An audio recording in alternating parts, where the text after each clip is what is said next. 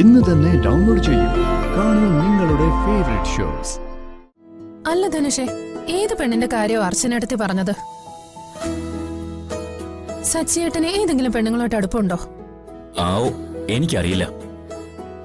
അർച്ചന എന്തൊക്കെയോ തെറ്റിദ്ധരിച്ചതാണെന്നാണ് എനിക്ക് തോന്നുന്നത്.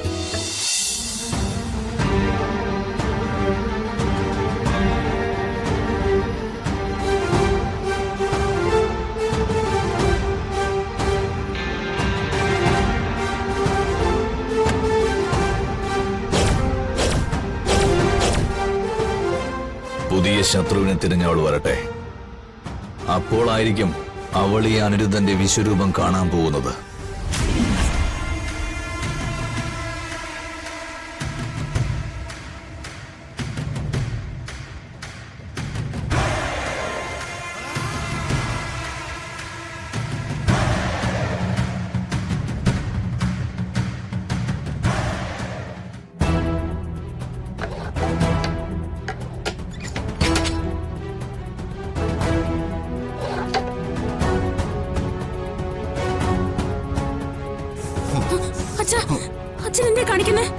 അവള് നീ ജീവിച്ചിരിക്കണ്ട. അവളെ ഞാൻ കൊല്ലും. ഞാൻ പറയുന്നൊന്ന് കേക്ക് പ്ലീസ്. അച്ഛൻ എങ്ങോട്ട് പോവല്ലേ? മാറിക്ക്. എന്നെ തടയാൻ നോക്കരുത്.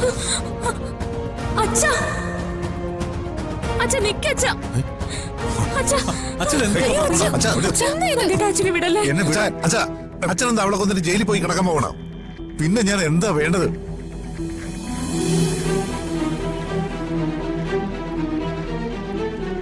ഞാൻ കഷ്ടപ്പെട്ടുണ്ടാക്കിയ ഓഫീസിൽ നിന്നാ അവള് നിങ്ങളെ ഇറക്കി വിട്ടത്. ഇനി എനിക്ക് കോടതിയും ജയിലും എല്ലാം ഒരുപോലെയാ.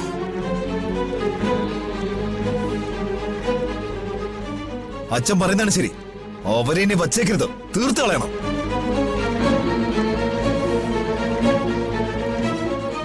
ഒന്ന് മിണ്ടാതിരിക്കുന്നുണ്ടോ? വെറുതെ ആവശ്യമില്ലാതെ എഴുതിയിൽ എണ്ണ ഒഴിക്കല്ലേ. അതിനു വേണ്ടിയിട്ടാണോ നമ്മൾ ഇത്രയ്ക്ക് ത്യാഗം സഹിക്കാൻ വേണ്ടി തീരുമാനിച്ചത്?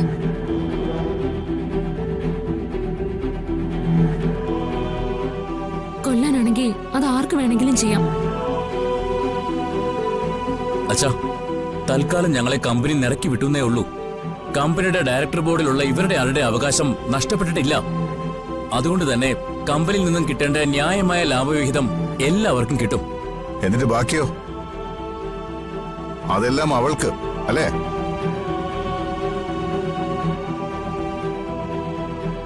എന്റെ മക്കൾ അനുഭവിക്കേണ്ട സ്വത്ത് അതെല്ലാം.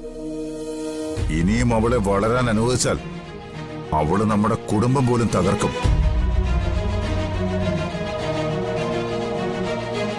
കൊല്ലാനും ജയിലിൽ പോകാനൊക്കെ എളുപ്പമാണ് അച്ഛാ. അതല്ല നമുക്കിപ്പോ വേണ്ടത്. കൊല്ലാനായിരുന്നെങ്കിൽ ഞങ്ങളാരെങ്കിലും പോയാലും മതിയല്ലോ. എല്ലാം നഷ്ടപ്പെട്ട് ഇങ്ങനെ നിസ്സഹായനായി നിൽക്കുമ്പോ എനിക്ക് ഭ്രാന്ത് പിടിക്കുന്നു. എന്റെ കാര്യം വിട്ടേക്ക്. അവൾ ഇല്ലാതായാൽ നിങ്ങൾക്കെങ്കിലും സമാധാനമായിട്ട് ജീവിക്കാമല്ലോ. അച്ഛനാ തോക്ക് ഇങ്ങ് തന്നെ.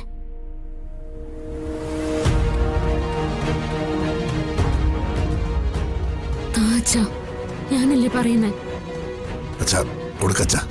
അച്ഛാ കൊടുക്കച്ചാ. അച്ഛാ താ അച്ഛാ താ.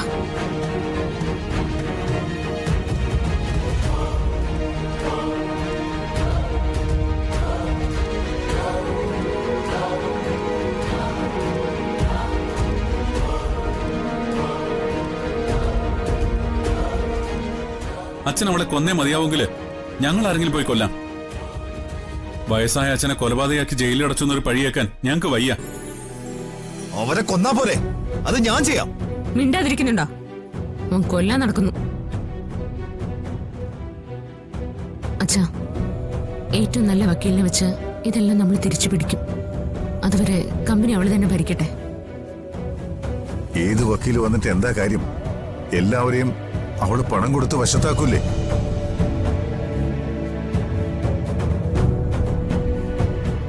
അങ്ങനെ ഈ ലോകത്തുള്ള എല്ലാ വക്കീലന്മാരെയും സ്വാധീനിക്കാനൊന്നും അവൾക്ക് പറ്റില്ല. ഒരു സ്വാധീനത്തിലും വീഴാത്ത വക്കീലന്മാരും ഈ നാട്ടിലുണ്ട്. അതാരാ അങ്ങനൊരു വക്കീല്? അഡ്വക്കേറ്റ് ശ്രീനിവാസ് നരസിംഹൻ.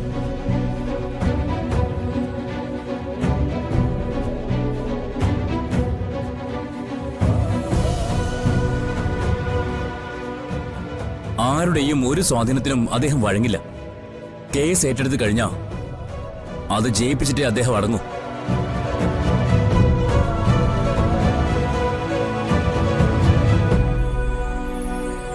എങ്കിൽ പിന്നെ അദ്ദേഹത്തെ തന്നെ നമ്മുടെ കേസ് ഏൽപ്പിക്കാം. ന്യായത്തിനു വേണ്ടി മാത്രമേ അദ്ദേഹം നിൽക്കൂ. എനിക്ക് അദ്ദേഹത്തെ പരിചയമുണ്ട്. എങ്കിൽ പിന്നെ ഇനി ഒന്നും നോക്കാനില്ല. വക്കീലുമായി എത്രയും പെട്ടെന്ന് ഒരു അപ്പോയിന്റ്മെന്റ് ഫിക്സ് ചെയ്യണം. അച്ഛൻ എന്തു പറയുന്നു? എല്ലാം നിങ്ങൾ തന്നെ തീരുമാനിച്ചാൽ മതി.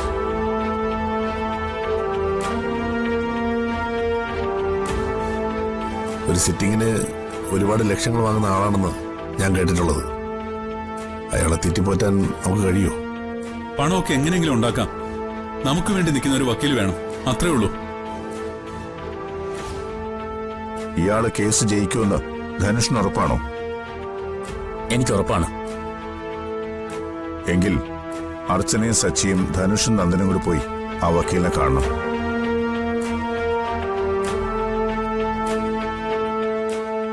ഞാൻ പോകേണ്ട കാര്യമില്ല. ഇവരെല്ലാരും കൂടി പോയാൽ മതി.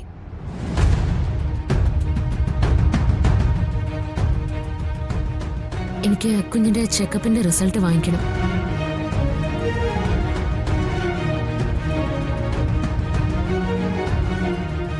എനിക്കും നാളെ വേറൊരു അത്യാവശ്യമുണ്ട്.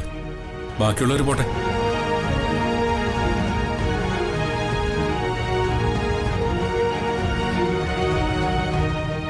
തിരിച്ചു വരുന്ന വഴിക്ക് ചെക്കപ്പിന്റെ റിസൾട്ട് ഞാൻ വാങ്ങിച്ചോളാം.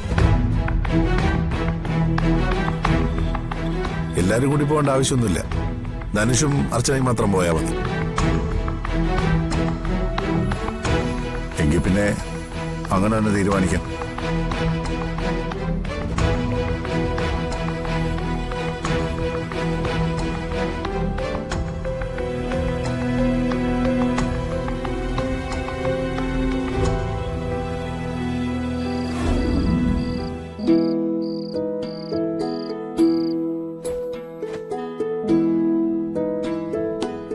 അവര് തമ്മിലുള്ള പിണക്കം ഇതുവരെ മാറിയില്ലേ?